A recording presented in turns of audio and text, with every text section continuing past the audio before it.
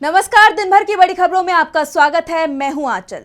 आज इस बुलेटिन में बात होगी मोदी सरकार पर राहुल गांधी की बड़े हमले की, संसद के शीतकालीन सत्र में छिड़ी बहस की, देखेंगे पश्चिम बंगाल में क्यों नहीं बढ़ रही एसआईआर की समय सीमा, बिहार एनडीए में कैसे शुरू हो गई बगावत, जानेंगे मणिपुर में कब होगा सरकार का गठन, और बुलेटिन के आखिर में देखेंगे जाने माने कार्टूनिस्ट इरफान की किस खबर पर पड़ी तिरछी नजर। लेकिन दिन भर की तमाम बड़ी खबरों से पहले एक नजर आज की सुर्खियों पर। भारत लाया जाएगा गोवा क्लब के मालिकों को, बैंकॉक में भारतीय एजेंसियों के हवाले किए जाएंगे लूथरा ब्रदर्स, पूरी प्रोसेस में लगेंगे 4 दिन। इंडिगो पर action, 4 flight operation inspector suspend, Indigo के सीईओ से दूसरे दिन पूछताछ, बेंगलुरु एयरपोर्ट से आज 54 फ्लाइट कैंसिल। केंद्रीय कैबिनेट की बैठक में बड़ा फैसला, 2027 में 2 चरणों में होगी जनगणना, 11,718 करोड़ रुपए का बजट मंजूर, केंद्रीय मंत्री अश्विनी वैष्णव ने दी जानकारी। और हरे निशान पर बंद हुआ शेयर बाजार, 449 अंकों के उछाल के साथ 85,267 पर बंद हुआ सेंसेक्स, तो 148 अंकों की बढ़त के साथ 26,046 पर बंद हुआ निफ्टी। ये तो थी सुर्खियां। अब बात आज की सबसे बड़ी खबर की। लोकसभा में विपक्ष के नेता राहुल गांधी ने एक बार फिर मोदी सरकार पर तीखा हमला बोला है। उन्होंने कहा कि संसद में सरकार दबाव में दिखाई दे रही है। अमित शाह घबराए हुए दिखाई दिए। इसके अलावा भी कई मुद्दों पर उन्होंने सरकार को निशाने पर लिया। तो क्या कुछ कहा राहुल गांधी ने, देखिए इस रिपोर्ट में। संसद में वंदे मातरम और चुनाव सुधार पर चर्चा हुई और इस चर्चा में विपक्ष ने केंद्र सरकार को जमकर घेरा। खासतौर पर राहुल गांधी और अमित शाह के बीच चुनाव सुधार पर हुई टकराव को लेकर जमकर चर्चाएं चल रही हैं कि कैसे राहुल गांधी ने पूरी सरकार को हिला दिया। कांग्रेस नेता ने इसे लेकर अपने हमले जारी रखे हैं और एक बार फिर अब इसे लेकर राहुल गांधी ने कहा, वैसे ही इस पे भी सरकार नहीं, वंदे मातरम और एसआईआर पे तो एक्रिमोनियस चर्चा हुई और मुझे तो काफी अच्छा लगा क्योंकि दोनों डिबेट्स में हमने मतलब धजियां उड़ा दी उनकी। आपने अमित शाह को देखा होगा, डिस्टर्ब गाली तक दे दी सदन में, तो मेंटली डिस्टर्ब थे, प्रेशर में थे और उसका रीजन है क्योंकि वो वोट चोरी में मतलब पूरा का पूरा ढांचा इन्वॉल्व है। वो एक दिन पहले ही राहुल गांधी ने संसद में अमित शाह पर निशाना साधा था। तब उन्होंने कहा था कि अमित शाह घबराए हुए थे, उन्होंने गलत भाषा का इस्तेमाल किया और उनके हाथ भी कांप रहे थे, लग रहा था कि उन्हें 102 डिग्री बुखार है। विपक्ष के नेता ने सरकार पर तीखे तंज किए तो एक मुद्दे पर सरकार का साथ देने की भी बात कह दी। राहुल ने कहा कि दिल्ली का और बड़े शहरों का जो प्रदूषण है वो एक ऐसा विषय है जिसमें सभी पार्टियां सहमत हो सकती हैं कि हमारा भविष्य, हमारे बच्चों का नुकसान हो रहा है, लोगों को कैंसर हो रहा है, बीमारियां हो रही हैं। मैंने सदन में सुझाव दिया कि हमें सदन में प्रदूषण के मुद्दे पर चर्चा करनी चाहिए और दूसरे तरह से चर्चा करनी चाहिए। राहुल गांधी ने कहा कि इस विषय पर हमें एकमत होना चाहिए कि हम भविष्य की बात करेंगे और इस समस्या को हल कैसे किया जाए उस पर चर्चा करेंगे। विशेषज्ञों की भी राय लेंगे और हम देश को दिखाएंगे कि हम प्रदूषण के विषय पर एक साथ काम कर सकते हैं। राहुल के इस बयान का समर्थन प्रियंका गांधी ने भी किया। उन्होंने कहा कि प्रदूषण के मामले में मैं पूरी तरह से राहुल गांधी से सहमत हूँ। मेरे ख्याल से सभी सहमत हैं। सरकार ने भी कहा कि हम सभी को इस पर चर्चा करनी चाहिए और एक एक्शन प्लान बनाना चाहिए। हर साल प्रदूषण स्तर बढ़ता ही जा रहा है, बाकी सारे विषय पर चर्चा होती है तो इस पर भी चर्चा होनी चाहिए और इसमें से कुछ ठोस निकलना भी चाहिए, केवल बातचीत नहीं। सरकार इस तरफ एक अच्छा एक्शन प्लान बनाए तो अच्छा होगा। फिलहाल राहुल गांधी के तेवरों से साफ है कि वो जनता के मुद्दे पर सरकार को घेरने के लिए भी तैयार हैं और जरूरत पड़ेगी तो सरकार का साथ देने को भी तैयार है। राहुल गांधी ने सरकार को घेरने के साथ ही कई बड़े सवाल भी उठाए। संसद में उन्होंने प्रदूषण पर चर्चा की मांग की। इसके अलावा भी संसद में कई और सवाल उठाए। विपक्ष के तेवर इस बार भी तीखे दिखाई दिए। 10वें दिन भी दोनों ही सदनों में तापमान बढ़ा हुआ था। राज्यसभा में मंत्रियों की गैर मौजूदगी पर बवाल मच गया। तो क्या कुछ खास रहा संसद में, जानने के लिए देखिए रिपोर्ट। संसद का शीतकालीन सत्र जारी है और सत्र के दौरान सत्ता पक्ष और विपक्ष के बीच लगातार टकराव देखने को मिल रहा है। सदन की कार्यवाही शुरू होने के साथ ही कई अहम घटनाक्रम सामने आए। कांग्रेस सांसदों की राहुल गांधी की अध्यक्षता में एक बैठक हुई, जहां पूर्व केंद्रीय गृह मंत्री और वरिष्ठ कांग्रेस नेता शिवराज पाटिल के निधन पर शोक प्रस्ताव पारित किया गया। 90 वर्षीय पाटिल का शुक्रवार सुबह लंबी बीमारी के बाद लातूर में निधन हो गया था। इस बीच 13 दिसंबर 2001 के संसद हमले में शहीद हुए सुरक्षा कर्मियों को श्रद्धांजलि देने के बाद राज्यसभा में बड़ा हंगामा खड़ा हो गया। विपक्षी सदस्यों ने सदन में एक भी मंत्री की उपस्थिति न होने पर कड़ी आपत्ति जताई। कांग्रेस नेता जयराम रमेश ने इस गैर मौजूदगी को सदन का अपमान बताते हुए मांग की कि कैबिनेट मंत्री के आने तक सदन की कार्यवाही को रोक दिया जाए। सभापति सीपी राधाकृष्णन ने सरकार से बात करने का अनुरोध किया, लेकिन विपक्ष के संतुष्ट न होने पर उन्होंने कार्यवाही को 10 मिनट के लिए स्थगित कर दिया। कार्यवाही दोबारा शुरू होने पर मंत्री किरेन रिजिजू ने गैर मौजूदगी के लिए माफी मांगी और साफ किया कि वो लोकसभा में शिवराज पाटिल को श्रद्धांजलि देने के लिए गए थे। लोकसभा के अलावा राज्यसभा में भी 13 दिसंबर 2001 को हुए संसद हमले में शहीद हुए सुरक्षा बलों को नमन किया गया। इस बीच पूर्व विदेश सचिव और राज्यसभा सांसद हर्षवर्धन श्रृंगला ने गोवा नाइट क्लब आग मामले के आरोपियों को थाईलैंड से वापस लाने की प्रक्रिया पर बयान दिया। उन्होंने पुष्टि की कि प्रत्यार्पण की प्रक्रिया शुरू हो चुकी है और उन्हें विश्वास है कि आरोपियों को जल्द ही भारत लाया जाएगा।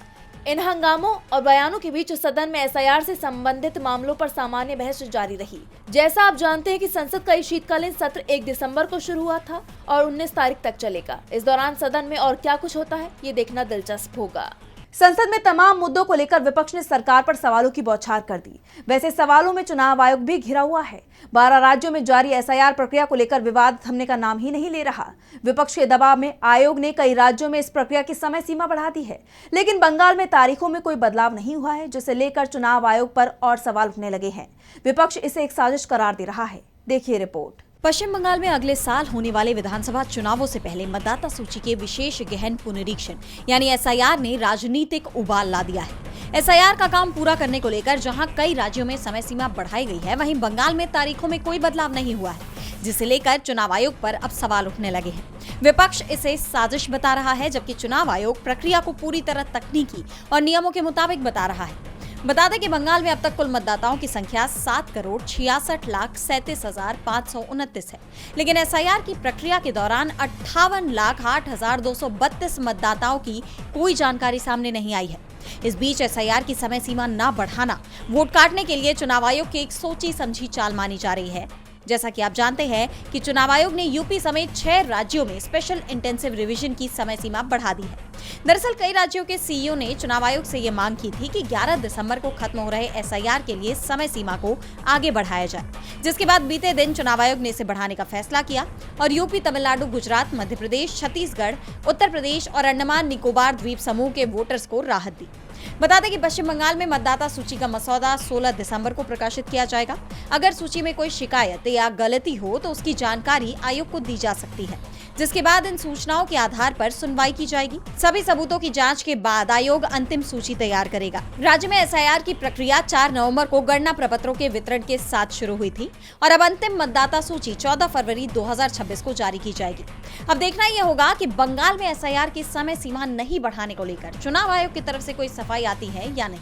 एसआईआर को लेकर चुनाव आयोग की मुश्किलें खत्म होने का नाम ही नहीं ले रही, तो संकट एनडीए पर भी आ गया है। बिहार विधानसभा चुनाव में एनडीए को बम्पर जीत मिली, लेकिन इस जीत की खुशी 1 महीने भी नहीं टिक पाई कि एनडीए में बड़ी फूट के आसार दिखाई दे रही हैं। गठबंधन में शामिल आरएलएम के विधायकों ने पार्टी के खिलाफ मोर्चा खोल दिया है, जिससे उपेंद्र कुशवाहा समेत पूरे एनडीए को बड़ा झटका लगता दिखाई दे रहा है।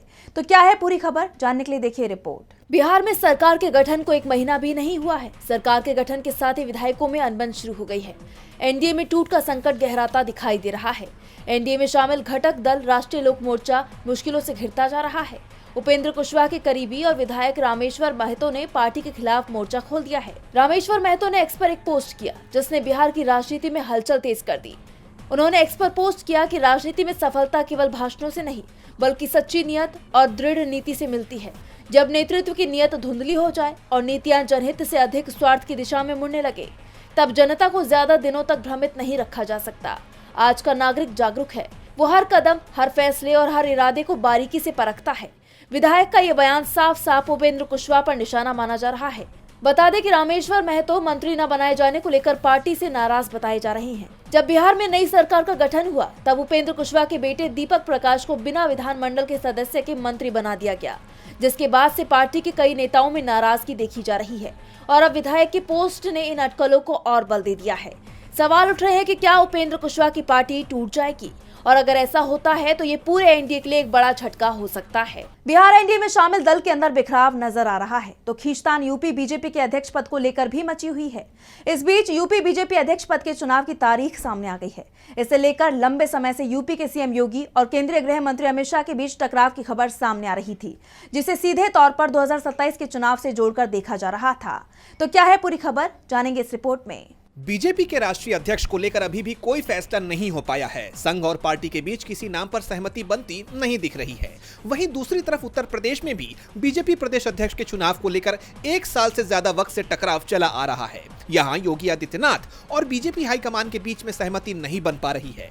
लेकिन अब ये साफ हो गया है कि यूपी में बीजेपी को 14 दिसंबर को नया अध्यक्ष मिल जाएगा और इसका नाम 13 दिसंबर को सामने आ जाएगा, क्योंकि इसी दिन अध्यक्ष पद के लिए नामांकन किए जाएंगे और ये तय है कि अध्यक्ष पद के लिए सिर्फ एक ही नामांकन होगा और ये चुनाव निर्विरोध होगा। लेकिन सवाल ये उठ रहे हैं कि वो नाम किसका होगा, किसके नाम की पर्ची खुलेगी। जो चुनावी कार्यक्रम सामने आया है उसमें 13 दिसंबर को दोपहर 1 बजे से 2 बजे तक नामांकन दाखिल किए जाएंगे। चुनाव अधिकारी महेंद्र नाथ पांडे ने बताया कि राष्ट्रीय महामंत्री विनोद तावड़े की निगरानी में ये प्रक्रिया होगी, जबकि केंद्रीय मंत्री पीयूष गोयल 14 दिसंबर को चुनाव संपन्न कराएंगे। प्रांतीय परिषद के लगभग 400 सदस्य ही अध्यक्ष का चुनाव करेंगे।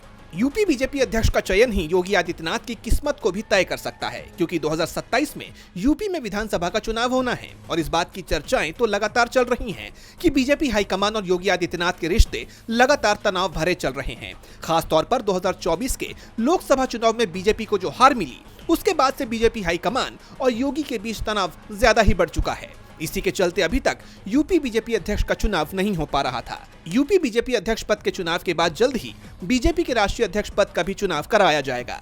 जेपी नड्डा का कार्यकाल 3 साल पहले ही खत्म हो चुका है, लेकिन उन्हें लगातार एक्सटेंशन दिया जा रहा है। बीजेपी अध्यक्ष का कार्यकाल वैसे 3 साल का ही होता है, यानी नड्डा ने सिर्फ एक्सटेंशन के सहारे ही दूसरा कार्यकाल भी लगभग पूरा कर लिया है। अध्यक्ष चुनाव को लेकर बीजेपी के अंदर ही तनाव देखा जा रहा है, तो हालात मणिपुर में भी स्थिर नहीं है। लगभग 3 साल से प्रदेश में हिंसा भड़की हुई है, लेकिन ना तो बीजेपी सरकार इस पर काबू पाने में सफल हुई और ना ही राष्ट्रपति शासन में कोई बदलाव आया। ऐसे में नई सरकार की मांग जोर पकड़ रही है। इस बीच अब खबर आ रही है कि जल्द ही मणिपुर में सरकार का गठन होने वाला है, लेकिन क्या इससे शांति आ पाएगी, ये सवाल बरकरार है। देखिए रिपोर्ट। मणिपुर की राजनीति में एक बार फिर बदलाव के संकेत मिल रहे हैं। पिछले लगभग 3 साल से हिंसा से जूझते इस प्रदेश में आखिरकार शांति की उम्मीद जताई जा रही है। खबर आ रही है कि राज्य में सरकार बनाने की कवायद तेज हो गई है। इसके लिए बीजेपी ने अपने सभी 37 विधायकों को 14 दिसंबर को दिल्ली बुलाया है। माना जा रहा है कि इस बैठक में मणिपुर में सरकार गठन से जुड़ी जरूरी चर्चा की जाएगी। जहां एक तरफ राज्य में बीजेपी पर लोगों का गुस्सा बना हुआ है, तो वहीं पार्टी दोबारा सत्ता में वापसी की कोशिशों में जुट गई है। दरअसल मुख्यमंत्री एन बीरेन सिंह के एक ताजा बयान के बाद सरकार गठन को लेकर ये अटकलें तेज हुई हैं। उन्होंने बताया कि बीजेपी हाईकमान ने पार्टी विधायकों को दिल्ली बुलाया है। इस दौरान विधायकों के साथ राज्य से जुड़े मुद्दों पर चर्चा होगी और इसमें सरकार गठन को लेकर भी बातचीत हो सकती है। जैसा कि आप जानते हैं कि बीरेन सिंह के नेतृत्व में बीजेपी सरकार राज्य में शांति लाने में नाकाम रही और इस वजह से सीएम को इस्तीफा देना पड़ा। 9 फरवरी 2025 को बीरेन सिंह के इस्तीफे के बाद 13 फरवरी को राज्य में राष्ट्रपति शासन लागू हुआ, जो अभी भी बरकरार है। लेकिन हालात अब भी सामान्य नजर नहीं आ रहे। कुकी और मैतेई समुदाय के बीच तनाव खत्म नहीं हुआ है। मणिपुर के लोगों की दिनचर्या अब भी पहले जैसी नॉर्मल नहीं हुई है। कई लोग आज भी शरणार्थी शिविर में ही रहने पर मजबूर हैं। हाल ही में आरएसएस के प्रमुख मोहन भागवत ने भी राज्य का दौरा किया और इस दौरान उन्होंने भी सवाल उठाया था कि मणिपुर में सरकार क्यों नहीं है। और अब सरकार गठन की इस खबर से उम्मीद की किरण तो जगी है, लेकिन सवाल ये है कि क्या अब राज्य में शांति आएगी। मणिपुर में शांति को लेकर सबकी नजरें मोदी सरकार पर टिकी हुई हैं। अब तक सरकार प्रदेश में हालात सुधारने में कामयाब नहीं हो पाई है। इसके अलावा भी कई मोर्चों पर उसकी नीतियां सवालों के घेरे में है। अब संसद में मोदी सरकार ने कुछ ऐसे आंकड़े पेश किए हैं जिससे अब खुद उस पर ही सवाल उठने लगे हैं। सदन में सरकार ने बताया कि पिछले 5 सालों में कितने भारतीयों ने देश की नागरिकता छोड़ी, जिस पर नई बहस छिड़ गई है। देखिए रिपोर्ट। पिछले 5 सालों में लाखों भारतीयों ने देश की नागरिकता छोड़ दी है। ये जानकारी खुद मोदी सरकार ने संसद में दी है। राज्यसभा में केंद्रीय विदेश राज्य मंत्री कीर्तिवर्धन सिंह ने बताया कि बीते 5 सालों में 8,96,843 लोगों ने देश की नागरिकता छोड़ी है। ये आंकड़े चौंकाने वाले हैं, जिसने मोदी सरकार के शासन और देश के आर्थिक सामाजिक माहौल पर गंभीर सवाल खड़े कर दिए हैं। आइए एक बार पिछले 5 सालों के डेटा पर नजर डालते हैं। 2020 में 85,256, 2021 में 1,63,370, 2022 में 2,25,620, 2023 में 2,16,219 और 2024 में 2,06,378 लोगों ने देश की नागरिकता छोड़ी। 2022 में यह आंकड़ा सबसे ज्यादा 2,25,620 तक पहुंच गया। वहीं देश छोड़ने वालों के पसंदीदा देश USA, Canada, Australia, UK, Singapore और न्यूजीलैंड हैं। पिछले 5 सालों में 9 लाख से ज्यादा लोगों के देश छोड़ने का यह आंकड़ा देश से प्रतिभा के पलायन यानी ब्रेन ड्रेन की गंभीर समस्या को उजागर करता है। जानकार पूछ रहे हैं कि अगर ये न्यू इंडिया है तो फिर क्यों अवसर, सुरक्षा या बेहतर जीवन की तलाश में हमारे नागरिक देश छोड़ रहे हैं। नागरिकता छोड़ने की वजहों की बात करें तो कई पेशेवर और उद्यमी बेहतर वेतनमान, कम टैक्स और उन्नत अर्थव्यवस्थाओं में बड़े बाजार की तलाश में देश छोड़ते हैं। विदेशों में उच्च शिक्षा संस्थानों की बेहतर वैश्विक रैंकिंग और अध्ययन के बाद रोजगार के ज्यादा अवसर मिलना। भारतीय कानून दोहरी नागरिकता की इजाजत नहीं देता, इसलिए विदेश में स्थायी रूप से बसने के इच्छुक व्यक्तियों को वहां के लाभ लेने के लिए भारतीय नागरिकता छोड़नी पड़ती है। बेहतर एयर क्वालिटी, कम पॉल्यूशन और सामाजिक सुरक्षा प्रणालियां भी एक महत्वपूर्ण कारक है। ये आंकड़े दिखाते हैं कि विश्व गुरु बनने का दावा करने वाली मोदी सरकार के शासनकाल में भारत से हाईली ट्रेंड और इलीट क्लास का एक बड़ा हिस्सा बेहतर संभावनाओं की तलाश में पलायन कर रहा है। राजनीतिक गलियारों में अब ये बहस तेज हो गई है कि वो कौन कौन सी वजह हैं जिसके चलते भारतीय पलायन करने को मजबूर हैं। अब भारत सरकार इस पलायन को रोकने के लिए कोई कदम उठाती है या फिर ये पलायन इसी तरह जारी रहता है, ये तो देखना होगा। और बुलेटिन के आखिर में देखेंगे जाने माने कार्टूनिस्ट इरफान की किस खबर पर पड़ी तिरछी नजर।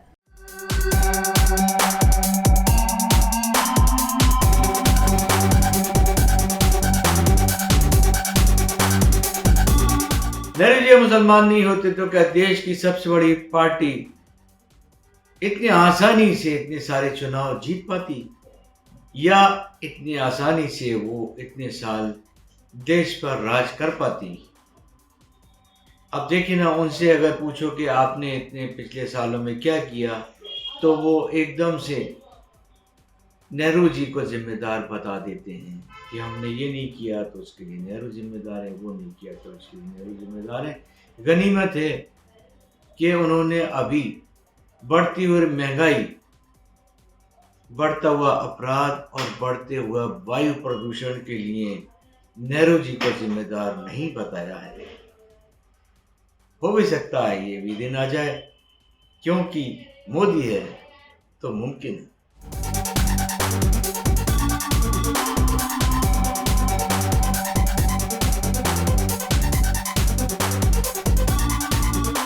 बहुत बहुत शुक्रिया इरफान जी। तो आज इस बुलेटिन में इतना ही। आप देखते रहिए डीवी लाइव। नमस्कार।